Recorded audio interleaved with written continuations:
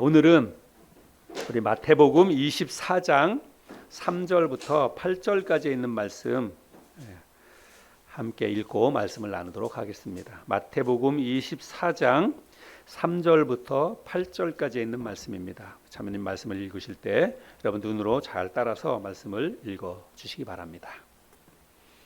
예수께서 감람산 위에 앉으셨을 때에 제자들이 조용히 와서 이르되 우리에게 이르소서 어느 때에 이런 일이 있겠사오며 또 주의 임하심과 세상 끝에는 무슨 징조가 있사오리까. 예수께서 대답하여 이르시되 너희가 사람의 미혹을 받지 않도록 주의하라. 많은 사람이 내 이름으로 와서 이르되 나는 그리스도라 하여 많은 사람을 미혹하리라. 난리와 난리 소문을 듣겠으나 너희는 삼가 두려워하지 말라. 이런 일이 있어야 하되 아직 끝은 아니니라. 민족이 민족을 나라가 나라를 대적하여 일어나겠고 곳곳에 기근과 지진이 있으리니 이 모든 것은 재난의 시작이니라. 아멘. 독일의 유명한 신학자인 칼 바르트가 이런 얘기를 했다고 합니다. 한 손에는 성경을 그리고 다른 한 손에는 신문을.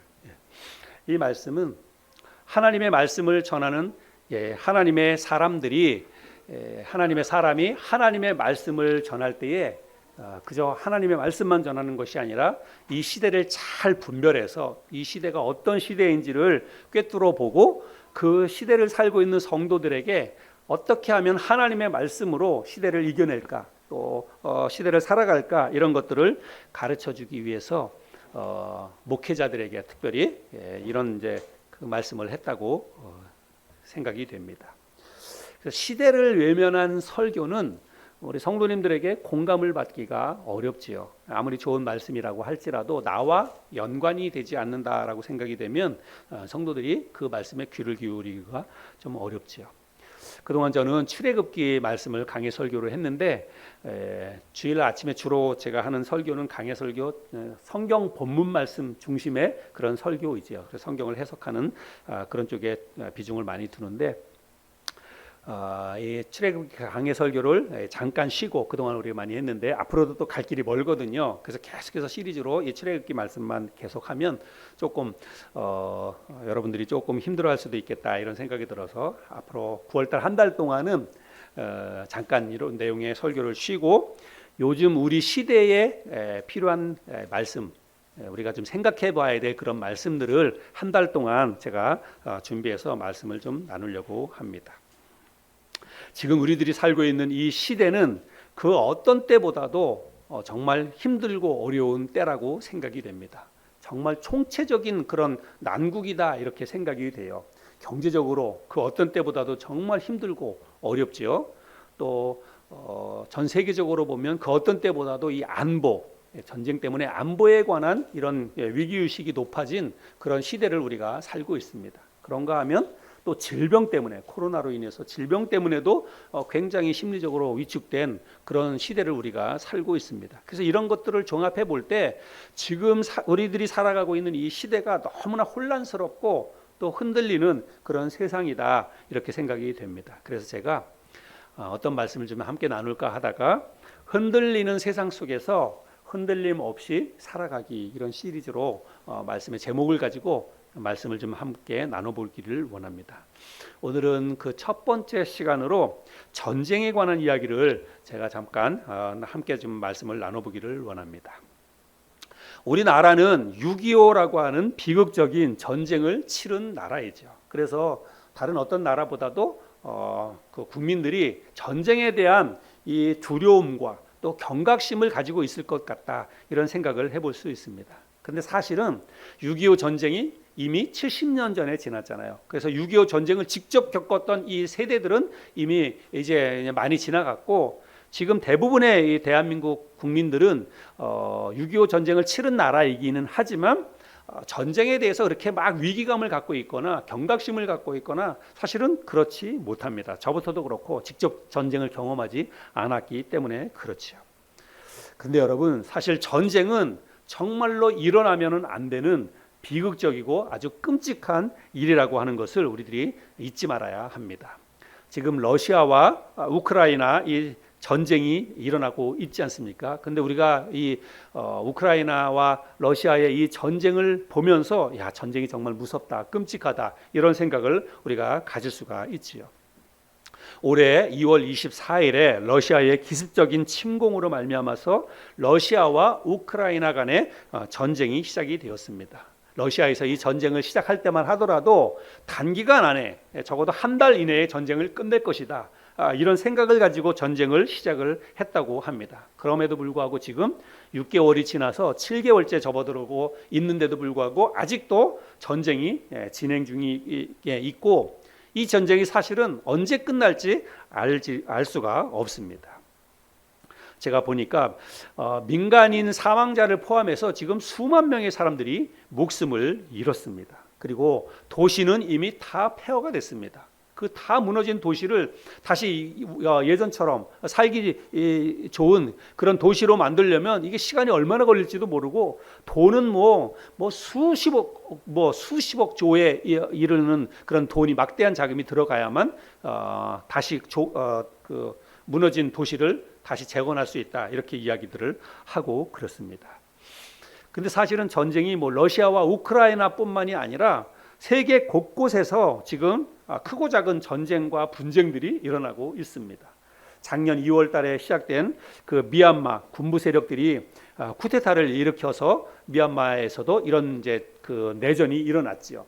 지금도 미얀마에서는 이런 전쟁 중입니다.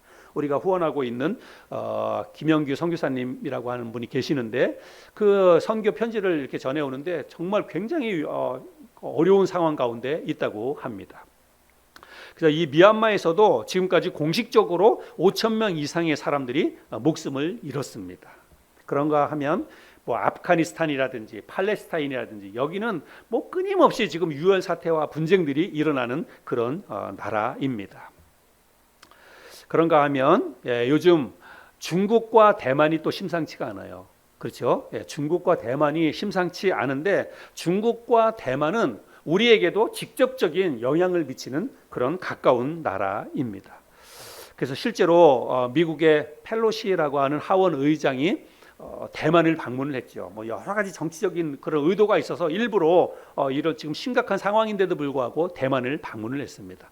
근데 그 대만을 방문했을 때 중국의 공군 그 전투 비행기들이 일부러 이제 출격을 해가지고 대만 상공을 일부러 다 이렇게 왔다 갔다 하고 그랬어요. 그래서 일부러 자극을 하고 또 위협을 주고 그러는 것입니다. 언제라도 우리가 너희들을 이렇게 비행기가 와서 폭격할 수 있다 이런 것들을 이제 시위를 하고 그래서 대만뿐만이 아니라 미국에 대해서도 경고장을 날리는 그런 행동들을 서슴없이 했다는 것이죠.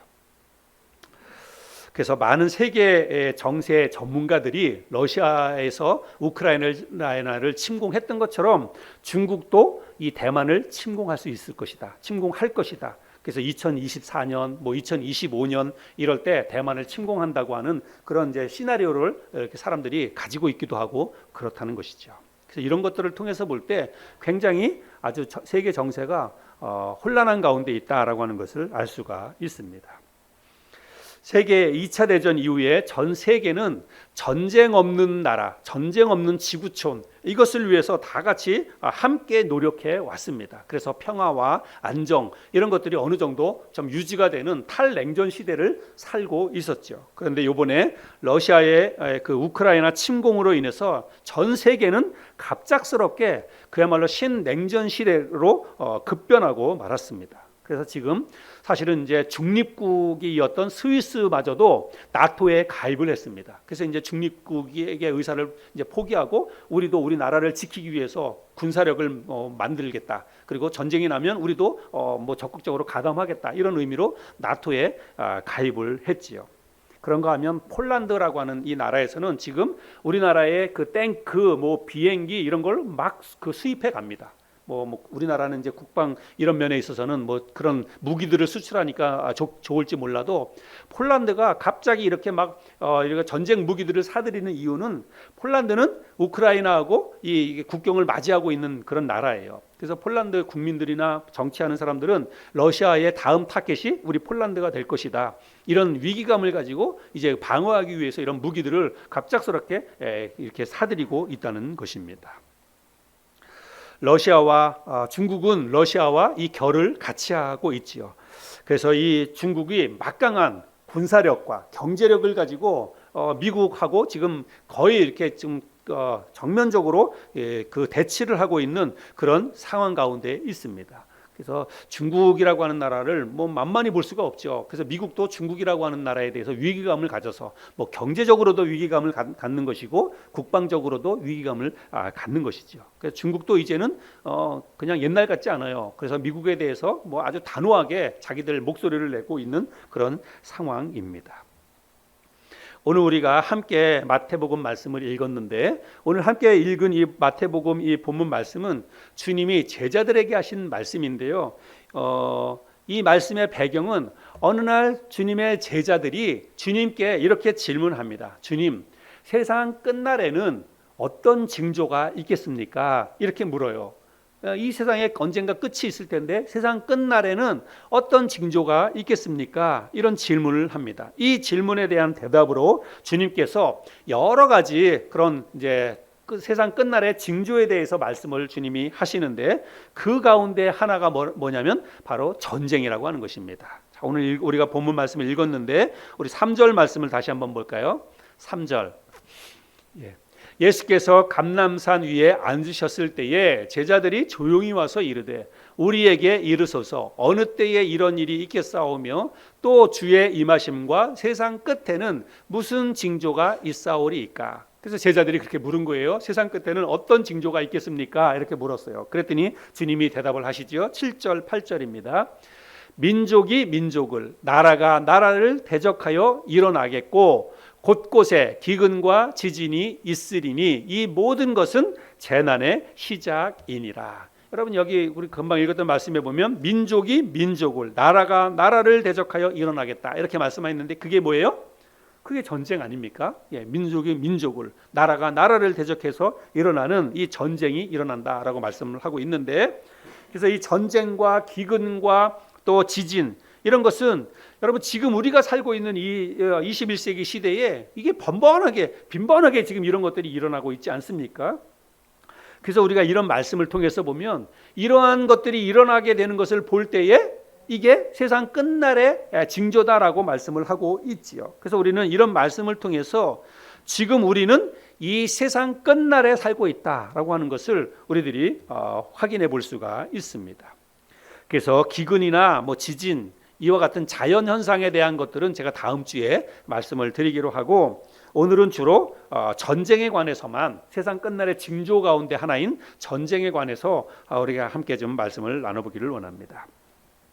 우리는 6.25 전쟁을 직접 경험하지는 않아서 잘 모르겠지만 6.25가 일어날 때 우리나라 대통령을 비롯해서 대부분의 그 국민들이 뭐 설마 전쟁이 일어나려고 그래서 그런 생각을 했다는 것입니다. 북한에서는 이미 뭐 치열하게 준비하고 소련과 연합을 하고 다 중국과 이렇게 연합을 해가지고 그 어떤 그 각본을 다 짜고 있었지만 우리나라 정치하는 사람들이나 뭐 군인들이나 하나도 그렇게 전쟁 날 것에 대해서 대비를 하지 않았습니다. 그래서 일요일을 맞이해서 군인들이 대대적으로 휴가를 나가고 그랬다는 거 아닙니까? 그래서 어느 사람이라도 어느 하나라도 설마 전쟁이 나려고 이런 생각을 했다는 것입니다. 아마도 우크라이나 국민들도 그런 생각을 했겠죠. 설마 요즘 같은 세상에 설마 전쟁이 일어나려고 이런 생각을 분명히 했을 것입니다.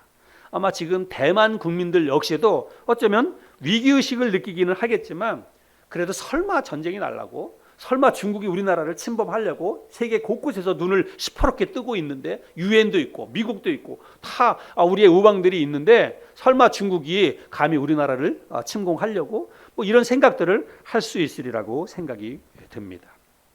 그러나 여러분 전쟁은 의외로 쉽게 일어날 수 있습니다. 제가 왜 그렇게 생각을 하는지는 조금 이따가 말씀을 드리겠습니다.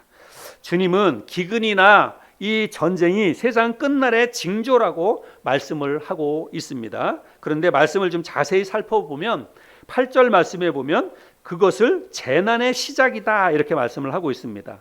8절에 이 모든 것은 재난의 시작이니라. 그러니까 기근이나 뭐 지진이나 전쟁이나 이런 것들이 일어나는 것을 볼 때 그게 이제 어떤 세상 끝날의 징조라고 하는 거예요. 그런데 그걸로 인해서 세상이 완전히 끝나는 것이 아니라 이제 세상 끝날의 하나의 징조일 뿐이라는 것입니다. 그런 것들이 일어나는 것을 볼 때에 너희들이 무슨 생각을 하라는 거예요? 아, 이제 정말 세상 끝날이 다가오고 있구나. 재난의 시작이구나. 이렇게 생각을 하라고 우리 주님이 말씀을 하시는 거예요. 여러분, 여기서 말씀하는 이 재난이라고 하는 게 뭘까요? 이 재난의 시작이니라 라고 말하고 있는데, 이 재난은 바로 전 지구의 종말을 말하는 것입니다. 하나님의 마지막 심판, 그것을 말하는 거예요. 그러니까 하나님의 마지막 심판인 전 지구의 종말이 이르기 전에 어떤 일들이 일어난다는 거예요? 기근이나 지진이나 전쟁 같은 것들이 일어난다고 하는 것입니다. 그래서 우리는 지금 전 세계적으로 일어나고 있는 이런 현상들, 그 가운데 하나인 전쟁, 이런 것들을 보면서 하나님의 마지막 심판이 점점 다가오고 있구나. 우리가 이제 이런 시대를 지금 우리가 살고 있구나. 이런 생각을 우리가 할 수 있어야 된다는 거예요. 그저 그냥 우리와 상관없는 남의 나라 이야기라고 생각할 것이 아니라 그 남의 나라에서 일어나는 전쟁을 보면서 우리는 성경으로 돌아와서 이제 하나님께서 말씀하셨던 그 마지막 재난이 이제 일어나고 있구나. 재난의 신호탄이 터졌구나. 이런 생각을 우리가 할 수 있어야 된다는 것입니다. 자, 그러면 하나님의 마지막 심판이 서서히 다가오고 있는 이러한 때에 과연 우리는 어떤 마음으로 또 어떤 생각을 가지고 우리가 이 세상을 살아야 하는가, 그게 중요하지요. 우리가 이런 말씀을 나누는 목적이 바로 거기에 있습니다. 이 정말 혼탁한 시대에 재난의 어떤 신호탄이 쏘아진 이러한 시대 가운데 우리가 살고 있는데, 이러한 시대를 살면서 우리는 어떤 마음으로 이러한 시대를 살아야 하는가, 오늘 말씀을 함께 묵상하면서 교훈을 생각해 봐야 합니다. 언젠가 하나님의 마지막 심판이 임하고 이 지구는 완전히 멸망하게 될 텐데, 그러면 어차피 망하는 세상, 언젠가 망한다고 하니까 어차피 망하는 세상 그냥 사는 동안 내 하고 싶은 거 하면서 마음껏 편하게 즐기면서 그렇게 살아야지. 여러분, 그게 맞을까요? 어쩌면 그렇게 생각하는 사람들이 있을지 모릅니다. 또 실제로 세상 사람들은, 많은 사람들이 사실은 그런 생각 가지고 이 세상을 살기도 합니다. 여러분, 비틀스 멤버였던 존 레넌이 부른 유명한 팝송을 알죠?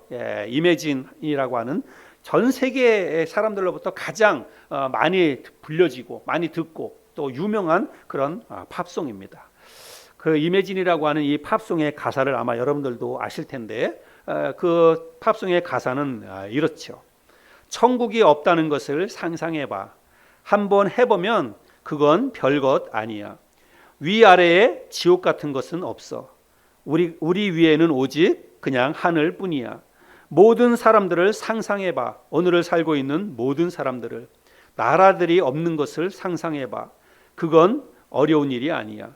무언가를 위해서 죽이거나 죽일 필요도 없는, 그리고 종교도 없는 모든 사람들을 상상해봐. 평화로운 삶을 살아가는 모든 사람들을. 이 가사의 내용은 그냥 유토피아, 환상적인 것들을 그냥 생각해 보라는 것입니다. 전쟁도 없고 그냥 종교의 필요성도 없고 그렇게 그냥 평화로운 낙원 같은 그 세상을 상상해 보라는 것입니다. 그리고 그것을 상상하라는 것은 뭐냐면 그런 생각을 가지고 이 세상을 살라는 거예요. 전쟁도 안 일어날 것으로 생각을 하고 종교 같은 거 믿을 필요 없다는 거예요. 그래서 신 같은 것도 없고 종교도 없는 그냥 그런 세상을 꿈꾸면서 그런 생각을 하면서 그냥 그런 생각으로 이 세상을 살아가라고 하는 그런 메시지를 담은 그런 노래입니다. 그래서 노래나 어떤 멜로디나 이런 것들은 좋을지 몰라도 그 가사가 담겨져 있는 그 가사의 의미는 사실은 반성경적이라고 그렇게 생각을 할 수 있습니다. 하나님에 대해서, 성경에 대해서 어떤 무가치한 생각을 우리에게 가르쳐주는 그런 내용이라고 하는 것이죠. 그리고 우리가 그냥 쉽게 그냥 이렇게 따라 부르기도 하는 케세라 세라 세라, 그런 노래 여러분 다 아시죠? 그게 뭐예요? 될 대로 되라. 될 대로 되라. 어떻게든 되겠지. 그런 생각입니다. 그냥 뭐 복잡하게 생각하지 말라는 거예요. 그냥 내일 무슨 일이 일어날지 그거 미리 뭐 생각하지 말고 그냥 될 대로 되라. 뭐 어떻게든 되겠지. 그런 생각을 가지고 그냥 오늘 하루를 즐기고 오늘 하루를 마음껏 그냥 살라고 하는 그런 노래 가사를 담고 있는 내용이죠. 여러분, 세상 사람들은 대부분 이런 생각을 가지고 삽니다. 예. 그래서 성경에서 말하고 있는 마지막 심판, 뭐 지옥의 형벌, 뭐 이런 거 생각하지 않습니다. 천국, 그게 있어봤자 뭐 얼마나 좋아. 그냥 내가 사는 지금 세상이 천국이지. 지금 세상을 잘 살다 가면 되는 거지. 죽은 다음에 뭐 천국이 있든 지옥이 있든 뭐 그게 나하고 무슨 상관이야. 죽으면 끝이지. 사람들은 그런 생각을 가지고 이 세상을 살아간다는 것입니다. 그러나 여러분, 이 세상을 만드시고 창조하시고 주관하시는 하나님은 그렇게 말씀하지 않습니다. 하나님은 이 세상은 반드시 마지막 심판이 있고 그리고 이 세상은 반드시 끝이 있다라고 하나님이 말씀을 하고 있습니다. 그 세상 끝날의 징조 가운데 하나로 하나님이 우리에게 뭘 가르쳐 주셨냐면 전쟁이라고 하는 것을 하나님이 우리에게 가르쳐 주셨다는 것입니다. 그래서 우리는 이 전쟁, 이 전 세계에서 일어나고 있는 이 전쟁 이런 것들을 보면서 이게 우리와는 상관없는 그냥 그 나라의 일이다. 그 나라의 정치적인 상황이다. 우리가 그렇게만 생각하면 안 된다는 것입니다. 그런 것을 보면서 이제 하나님의 마지막 심판이 점점 이 세상을 향해서 다가오고 있구나라고 하는 생각들을 가져야 한다는 거예요.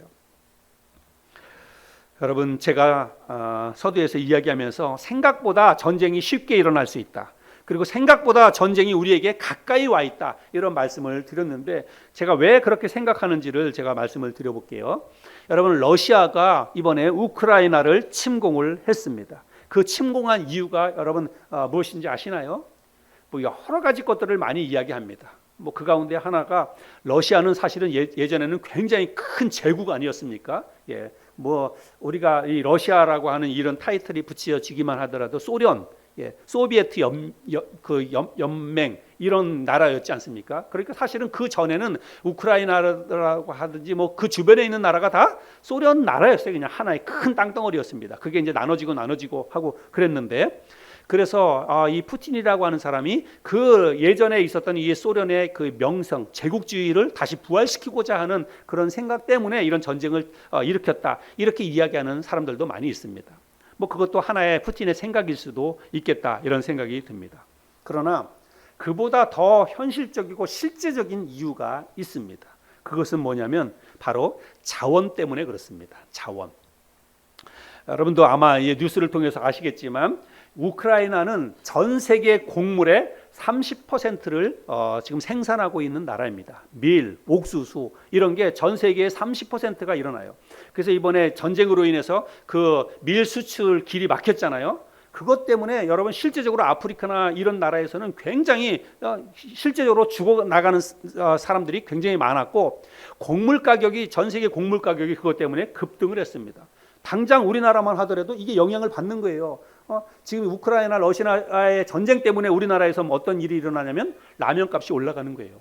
실제로 라면은 가장 사실은 이제 밑에 있는 그런 식품이기 때문에 이 라면 가격 같은 거는 웬만하면 정부에서도 올리지 않습니다. 그런데 이제 밀가루 가격이 워낙 올라갔기 때문에 어쩔 수 없이 올라가는 거예요. 여러분, 전 세계에서 이런 식량난이 이 러시아 우크라이나 전쟁 때문에 이 식량난이 지금 전 세계적인 문제가 되고 있다는 것입니다. 이런 거에 대해서는 또 제가 다음 주에도 말씀을 드리겠습니다.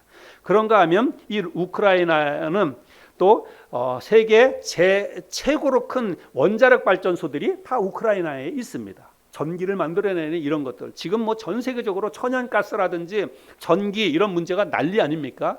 당장 올 겨울에 이 유럽에서는 이제 그 어떤 가스 때문에 지금 굉장히 위기의식을 느끼고 있습니다. 독일 같은 나라는 이 난방을 하고 있는 가스를 거의 90% 이상이 다 러시아에서 직접 수입해 오는 거예요. 이런 큰 관을 통해서. 근데 러시아에서 이 관을 막지 않습니까, 지금? 그럼 당장 독일 같은 나라는 올 겨울부터 이제 당장 어떻게 보면 이제 추위에 떨어야 되는 거예요. 여러분, 이거는 진짜 그냥 단순한 문제가 아니라 생계가 달려 있는 문제입니다. 총칼을 가지고 싸우지 않아도 당장 죽어나가는 이런 일들이 생겨나는 것입니다. 러시아에서 왜 전쟁을 일으키고 지금도 이 전쟁을 포기하지 않고 있느냐면 세계적으로 비난을 당하면서도 계속해서 이 전쟁을 끌고 가는 이유가 바로 이런 자원 때문이라고 하는 것입니다. 부족한 자원을 더 많이 차지하기 위해서 이제는 전 세계가 이런 자원 싸움에 의해서 어떤 이제 큰 싸움에 휘말리는 그런 세상 가운데 있다는 것입니다. 그래서 여러분, 미국과 중국도 경제적인 패권을 놓고 지금 엄청난 힘겨루기를 하고 있지요. 경제 전쟁이라고 이야기를 하고 있습니다. 그래서 지금 오늘 제가 이게 말씀의 제목이 신냉전 시대의 위협이다라고 말하고 있는데, 우리들이 살아가고 있는 이 시대가요, 신냉전 시대다 이렇게 이야기를 하고 있습니다. 그래서 전 세계가 지금 눈에 보이지 않지만 어떻게 나눠지고 있냐면, 미국과 서방 세계를 중심으로 해서 한 팀이 됐어요. 한 짝이 됐습니다. 그리고 또 하나는 뭐예요? 중국과 러시아를 중심으로 해서 또 한 편이 됐습니다. 이렇게 그래서 극단적으로 이게 지금 나눠지고 있습니다. 우리나라는 어느 쪽이에요? 우리나라는 지금 어느 쪽으로도 할 수 없는 지금 그런 상황입니다. 뭐 엄격하게 말하면 우리나라는 사실은 이제 미국 입장이죠. 미국 편인데, 그렇다고 미국 입장의 편에만 설 수도 없어요. 우리나라의 많은 기업들이 중국에 나가 있고 또 중국에 수출하는 것들이 너무너무 큰 비중을 차지하고 있지 않습니까? 그래서 뭐 지금 당장 코로나 때문에 중국 사람들이 우리나라에 오지 못하니까 뭐 여행 업계, 뭐 화장품 업계 다 박살 났습니다, 지금. 그래서 지금 이런 경제적인 걸로 인해서 전 세계가 지금 이렇게 아주 양분되고 있습니다. 그래서 그 러시아와 그리고 중국과 한편이 되어 가지고 이미 뭐 인도라든지 이란이라든지 이런 나라들은 다 중국 편으로 이게 다 넘어갔죠. 중국 편에 섰죠. 그래서 이런 걸로 인해서 우리가 지금 피부적으로 잘 느끼지 못하지만 전 세계가 지금 초긴장 상태에 있습니다. 그리고 자기네 것에 이 부족한 이런 어떤 자원 때문에 당장 올 겨울을 지나면서 유럽이 극심하게 이런 어떤 천연가스가 부족한 이런 현상이 나타나 가지고 국민들이 겨우 내내 추위에 떨다가 보면 여러분 당장 어떤 생각이 들겠어요? 정치 지도자들에게 계속해서 압력을 가하는 것입니다. 계속해서 압력을 가하고 어떻게 해결해라. 그렇게 하다가 보면 이제 아주 극단적으로 사실은 이제 이런 문제 때문에 충돌이 일어나는 거예요. 그래서 뭐 지역적으로 이제 가까운 그런 거에서 충돌이 일어나다가 우리가 뭐 당장 그런 거 아니겠어요? 아이들만 하더라도 누가 하나가 사탕을 먹고 있는데 그 사탕 뺏고 싶은 마음이 있는 거잖아요. 그래서 그냥 그거 빼서 먹으려고 하다가 애들끼리 뭐예요? 코피나게 싸우는 거예요. 사탕이 하나밖에 없기 때문에 그걸 서로 먹으려고 하다가 싸움 박질이 일어나는 것입니다. 세계가 지금 이런 현상 가운데 놓여 있다는 것입니다. 자원은 너무너무 부족해요. 식량부터 시작해서 뭐 석유, 뭐 천연가스 이런 것들이 너무너무 부족합니다. 근데 그 부족한 자원을 서로 차지하려고 하다가 보면 당연히 전쟁이 일어날 수밖에 없는 것입니다. 그래서요, 여러분, 전쟁이 그저 막연한 이야기가 아니고 우리와 상관없는 이야기가 아니라는 거예요. 어느 곳에서든지 전쟁이 쉽게 일어날 수 있다라고 하는 것입니다. 우리나라는 이런 면에 있어서 보자면 지정학적으로 굉장히 우리나라는 아주 위험한 지역이다라고 볼 수가 있죠. 예전에는 뭐 전 세계의 화약고 하면 어디였어요? 중동을 이야기했습니다. 그런데 지금은요, 이 극동 아시아가 우리가 살고 있는 이 대한민국을 포함해서 이 아시아가 훨씬 더 지정학적으로 지금 위험한 가운데 있다라고 하는 것입니다. 당장 우리나라 바로 위에만 하면 어디에? 북한이잖아요. 북한이 지금 핵을 그냥 뭐 개발한다가 아니라 이제는 전 세계에서 북한이 핵 보유국이라고 하는 것을 인정을 하고 있습니다. 실제로 북한은 핵을 가지고 있어요. 그게 뭐 여차하면 그냥 뭐 순간적으로 판단 잘못하거나 아니면 뭐 관리하다가 관리 잘못해가지고 그 뭐 핵이 터지거나 그러면 여러분 우리나라는 그냥 쑥대밭 되는 거죠.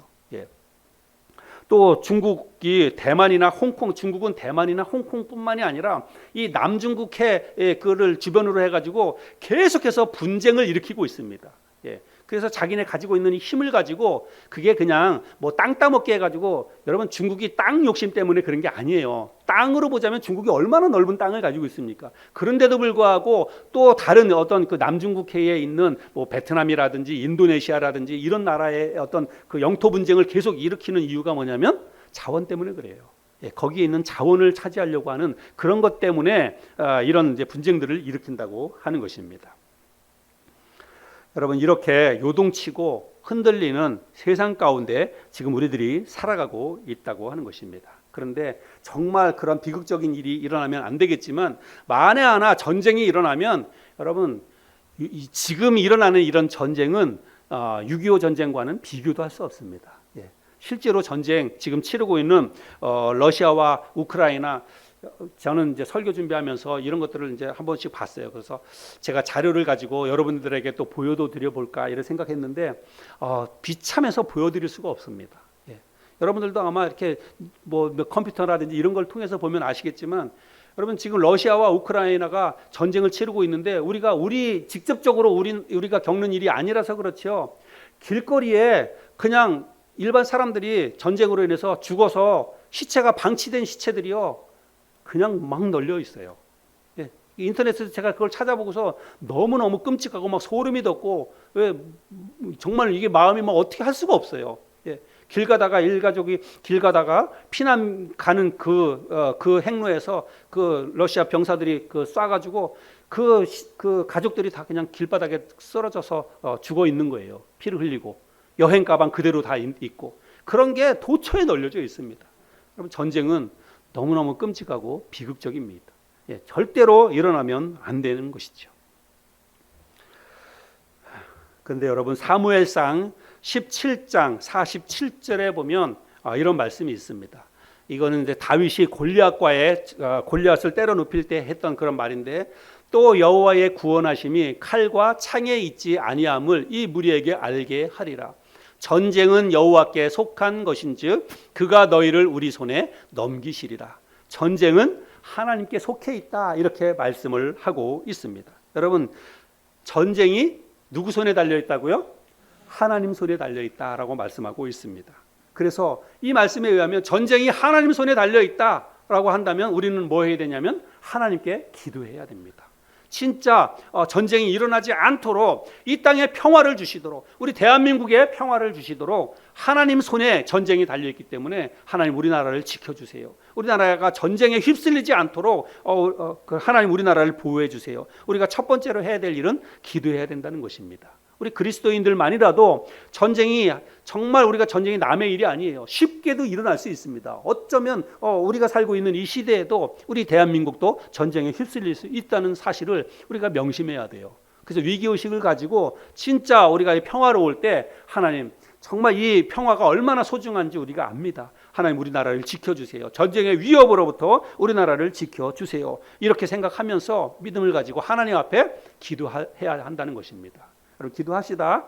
예, 전쟁 일어나지 않도록 평화를 주시도록 기도해야 한다는 것입니다.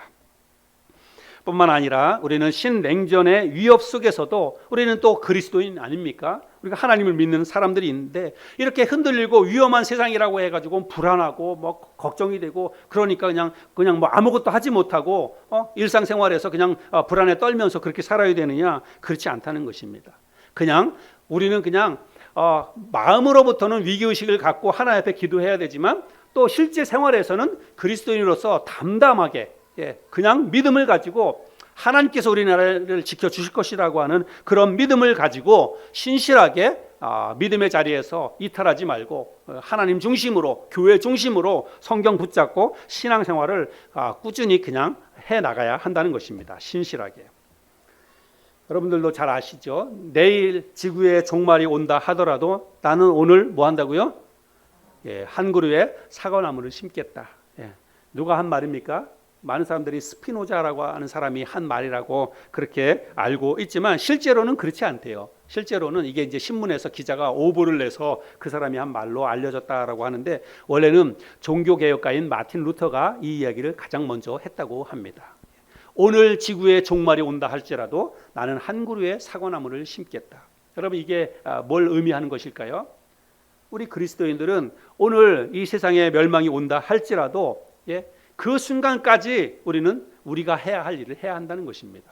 그리스도인으로서 내 위치, 내가 지금 처해져 있는 이 환경 속에서 이탈하지 말고 인간의 한계를 인정하면서 모든 것이 하나님 손에 달려 있다는 것을 인정하면서 그저 오늘 하루 하나님이 주어진 이 삶의 환경 속에서 신실하게 맡겨진 일에 최선을 다하며 살아가는 게 그리스도인의 바른 삶의 자세라고 하는 것입니다. 그래서 비록 세상은 여러 가지로 요동치고 흔들리지만 우리는 신실하게 믿음으로 하나님을 바라보면서 우리의 주어진 환경 속에서 최선을 다해서 주님 섬기고 또 전도하고 또 주님의 교회를 위해서 섬기고 함께 모여서 하나님 예배하고 이런 일상적인 신앙생활을 우리가 멈추지 말고 계속해서 해나가야 한다는 것입니다. 지금은 어느 때보다도 사실은 불안하고 불확실한 이런 세상을 우리들이 살아가고 있습니다. 실제로 전쟁으로 인해서 고통받고 있는 사람들도 많이 있지요. 세계 곳곳에. 그래서 이게 남의 일이 아니다라고 하는 것들 우리가 기억하고, 그러나 그렇다고 해서 우리가 불안해하면서 그저 넋놓고 캐세라세라 하면서 살면 안 된다고 하는 것입니다. 우리가 평화를 위해서, 전쟁 없는 이 땅의 평화를 위해서 기도해야 하고, 뿐만 아니라 기도할 뿐만이 아니라 주어진 이런 환경 속에서 최선을 다해서 신실하게 믿음의 자리에서 이탈하지 말고 주님 맡겨주신 이 귀한 교회 사역을 위해서 교회를 섬기고 전도하고 교회를 잘 부흥시켜 나가는 이 일을 위해서 우리가 함께 또 기도하면서 신실하게 신앙생활 해야 한다는 것입니다. 마지막으로 우리가 이 시대 가운데서 어떻게 살아야 되는지 우리 다윗이 했던 시편의 고백을 함께 읽고 오늘 말씀을 마치도록 하겠습니다. 먼저 시편 18편 2절 말씀인데요, 우리 같이 한번 읽겠습니다. 시작.